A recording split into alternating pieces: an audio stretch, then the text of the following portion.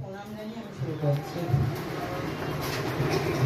1968 সালে 25শে বৈশাখ কলকাতা জোড়াসাঁকো পরিবারে জন্মগ্রহণ করিলেন রবীন্দ্রনাথ ঠাকুর। বাবার নাম মহর্ষি দেবেন্দ্রনাথ ঠাকুর এবং মা সারদা দেবী। কবি ছোটবেলা থেকেই বিদ্যালয় পরিবেশ পছন্দ করতেন না, তাই বেশি দিন কবি বিদ্যালয়ে পড়েননি। গৃহশিক্ষকের কাছে তিনি মন দিয়ে পড়াশোনা করতেন। 17 বছর বয়সে তিনি ইংল্যান্ড যান, আর ইংল্যান্ডে গিয়ে কিছু ইংরেজি ভাষা শিখলেন। তার ছোটবেলা থেকে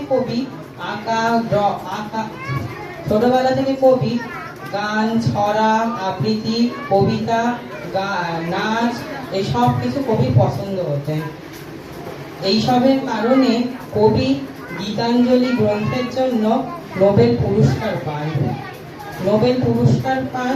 এর কারণে ওনার নাম হয়েছিল বিশ্বকবি।